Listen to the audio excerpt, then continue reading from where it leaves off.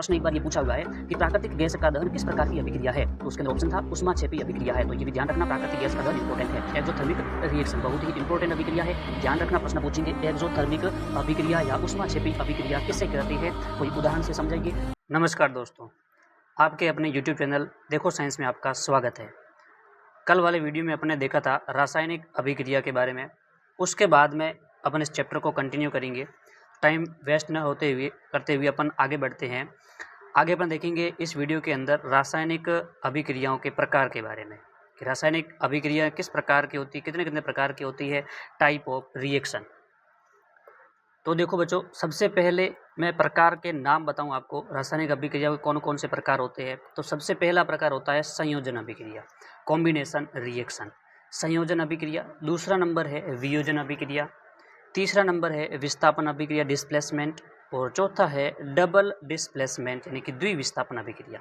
इन चार अभिक्रियाओं के बारे में इसके अंदर अपन पढ़ेंगे क्या क्या होती है। तो सबसे पहले है संयोजन अभिक्रिया। अपन नॉर्मली अभी थोड़ा सा देखते हैं कि कौन कौन सा इसका क्या फॉर्मूला रहेगा, और एग्जाम्पल के रूप में एक अभिक्रिया लेके अपन इसको थोड़ा सा समझे, फिर इसके अपन अभिक्रिया परिभाषा देखेंगे। तो संयोजन अभिक्रिया यानी कि कॉम्बिनेशन अभिक्रिया, यहाँ पे आपको ध्यान रखना है, संयोजन का मतलब है कि संयोग होना, यानी कि दो मान लो अभिकारक हैं, अभिकारक ए और अभिकारक बी, ये दोनों मिलके कोई उत्पाद बना रहा है, कोई प्रोडक्ट बना रहा है सी, यानी कि दो अभिकारक मिलके एकल उत्पाद का निर्माण करते हैं, उसे अपन कहेंगे कॉम्बिनेशन रिएक्शन, संयोजन अभिक्रिया कहेंगे। जैसे देखो, कोई मान लो ए अणु है, वह बी अणु के साथ में मिलके कोई सी प्रोडक्ट बनाता है, सी अणु बनाता है। तो ये दो अभिकारक मिलके, दो अणु मिलके एकल उत्पाद का निर्माण किया, इससे अपन कहेंगे संयोजन अभिक्रिया। जैसे एग्जाम्पल देखो, कार्बन की क्रिया ऑक्सीजन के साथ में हुई, ऑक्सीजन के साथ में क्रिया करने के बाद में ये CO2 गैस बनाती है, यानी कि कार्बन की क्रिया O2 से करने पर ये CO2 बना, यानी कि दो अभिकारक मिलके एकल उत्पाद का निर्माण किया। ये तो हो गई संयोजन अभिक्रिया। अगली आती है वियोजन अभिक्रिया। वियोजन में क्या होता है, वियोग होना यानी कि टूटना। एकल अभिकारक होगा, वो दो या दो से अधिक उत्पादों में टूटता है, उसे कहते हैं वियोजन अभिक्रिया। डीकम्पोजिशन होना, यानी कि यहाँ पे देखो, ये कोई एकल अभिकारक है, ये अभिकारक टूट के B+C में चेंज हो गया। अभिक्रिया एग्जाम्पल देखो, कैल्शियम कार्बोनेट CaCO3, ये एकल अभिकारक है, एकल अभिकारक टूट के CaO+CO2 में चेंज हो गया। कैल्शियम ऑक्साइड और कार्बन डाइऑक्साइड में टूट गए, यानी कि एकल उत्पाद दो या दो से अधिक उत्पादों में चेंज हो जाता है, उसे कहेंगे अपन वियोजन अभिक्रिया। यहाँ इस वियोजन अभिक्रिया के अंदर संयोजन और वियोजन, संयोजन की जस्ट उल्टी है वियोजन अभिक्रिया, ये ध्यान रखना। आगे बढ़ते हैं, तीसरी आती है विस्थापन अभिक्रिया। विस्थापन में क्या होता है, कोई अभिकारक है A, दूसरा अभिकारक है B और C। इसमें क्या होता है, A जो है ये क्या करता है, इस दूसरे अभिकारक का एक कोई तत्व है उसको क्या कर देता है, विस्थापित कर देता है, यानी कि A B को विस्थापित करके खुद C के साथ में बॉन्ड बना लेता है, और क्या बन जाता है, AC बन जाता है, और B को क्या कर देता है, बाहर कर देता है। देखो इधर, ये कोई A अभिकारक है और दूसरा अभिकारक है BC, ये B है, ये C है। अब A ने क्या किया, इस B को धक्का दिया और B की जगह खुद ने ले ली, यानी कि ये C के साथ में बॉन्ड बना के यौगिक बढ़ा देता है और B को क्या कर देता है, अलग कर देता है। एग्जाम्पल के रूप में देखें, अब यहाँ पे फेरस दे रखा है और कॉपर सल्फेट, फेरस जो है ये कॉपर सल्फेट से क्रिया करके फेरस सल्फेट बनाता है, प्लस कॉपर को बाहर कर देता है। यहाँ पे देखो, फेरस ने कॉपर को सल्फेट से क्या किया, अलग किया, यानी कि कॉपर को विस्थापित कर दिया फेरस ने, और फेरस स्वयं सल्फेट के साथ में आके बॉन्ड बना लेता है और फेरस सल्फेट बन जाता है, और कॉपर को क्या कर देता है, अलग कर देता है। ये किस प्रकार से होता है अपन आगे थोड़ा देखेंगे। अगली है द्विविस्थापन। द्विविस्थापन में क्या होता है, कोई AB अभिकारक है, दूसरा अभिकारक है CD, ये क्या हो रहा है, दोनों के अंदर दोनों अभिकारकों में विस्थापन होता है। क्या होता है, ये जो A है ये C को क्या करता है, बाहर करता है और D के साथ में जुड़ जाता है, और B जो है ये किसके साथ में जुड़ता है, C के साथ में जुड़ता है, यानी कि A जो है ये C को विस्थापित करता है और B जो है ये D को विस्थापित करके C के साथ में जुड़ जाता है। तो यहाँ पे AD बन जाएगा प्लस CB बन जाएगा। यहाँ पे देखो, कोई अभिकारक है AB और दूसरा अभिकारक है CD।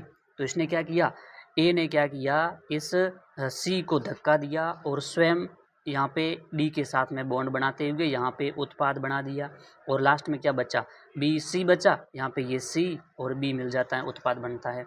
अभिक्रिया देखो यहाँ पे दे रखी है sodium sulphate, sodium sulphate plus barium chloride की क्रिया करवाई तो बेरियम सल्फेट और सोडियम क्लोराइड बन गया। यहाँ पे क्या हुआ है, सोडियम ने इस बेरियम को क्या दिया, धक्का दिया, सोडियम ने बेरियम की जगह ले ली और फिर क्या बन गया, पीछे NaCl जो है ये बन गया और जो बेरियम है ये सल्फेट के साथ में बॉन्ड बना लेता है।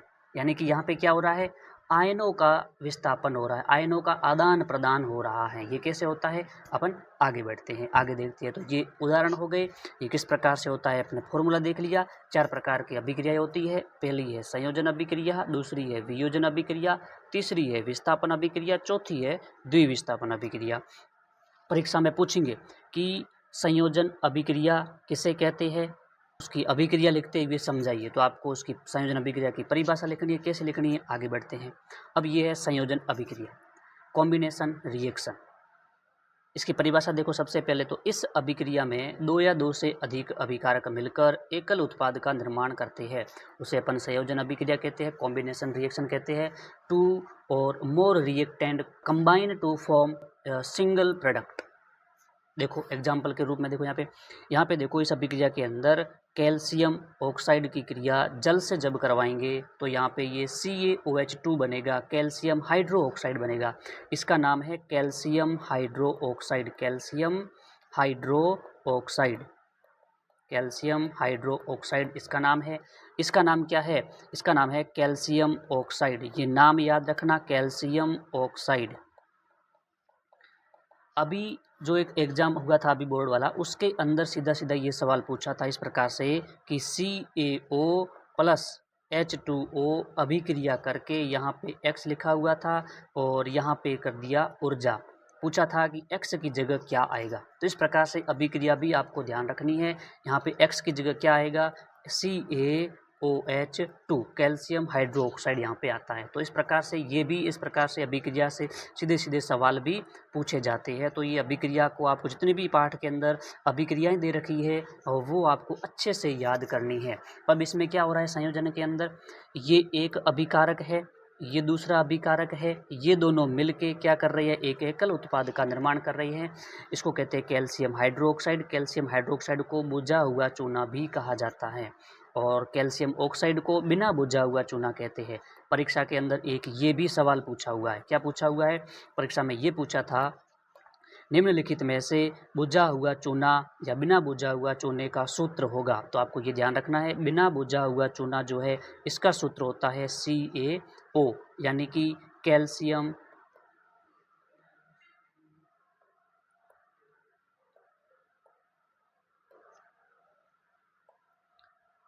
CaO यानी कि कैल्शियम ऑक्साइड, कैल्शियम ऑक्साइड। और बुझा हुआ चूना, बुझे हुए चूने का सूत्र होता है CaOH2 यानी कि कैल्शियम हाइड्रोक्साइड। ये 2 सूत्र इंपॉर्टेंट है, ये आप ध्यान रखना, सीधा सीधा परीक्षा में पूछ लेंगे। तो ये हो गई आपके संयोजन अभिक्रिया। परीक्षा में प्रश्न पूछे, क्या प्रश्न पूछेंगे, प्रश्न पूछेंगे कि संयोजन अभिक्रिया किसे कहते हैं, समझाइए अभिक्रिया लिखे। तो आपको ये परिभाषा लिखनी है और ये इस प्रकार से अभिक्रिया को आपको समझाना है। आगे बढ़ते हैं। अब संयोजन अभिक्रिया के अंदर ही एक अभिक्रिया आती है, उसका नाम है ऊष्माक्षेपी अभिक्रिया, एक्सोथर्मिक रिएक्शन। एक्सोथर्मिक रिएक्शन बहुत ही इंपॉर्टेंट अभिक्रिया है, ध्यान रखना, प्रश्न पूछेंगे। एक्सोथर्मिक अभिक्रिया या ऊष्माक्षेपी अभिक्रिया किसे कहते हैं, कोई उदाहरण से समझाइए या इसका उदाहरण लेके भी पूछ सकते हैं कि ये उदाहरण किस अभिक्रिया का उदाहरण है। क्या होती है अभिक्रिया, देखो जिन अभिक्रियाओं में उत्पाद के निर्माण के साथ साथ ऊष्मा का भी उत्सर्जन होता है, ऐसी अभिक्रिया जिसमें उत्पाद भी बन रहा है और उसके साथ में ऊष्मा का भी क्या हो रहा है, उत्सर्जन हो रहा है, ऊष्मा भी निकल रही है साथ में। जैसे अगर एग्जाम्पल की बात करें तो यहाँ पे देखो प्राकृतिक गैस का दहन, ये इसका एग्जाम्पल है, प्राकृतिक गैस का दहन। प्रश्न एक बार ये पूछा हुआ है कि प्राकृतिक गैस का दहन किस प्रकार की अभिक्रिया है। तो उसके अंदर ऑप्शन था ऊष्माक्षेपी अभिक्रिया है। तो ये भी ध्यान रखना, प्राकृतिक गैस का दहन इंपॉर्टेंट है।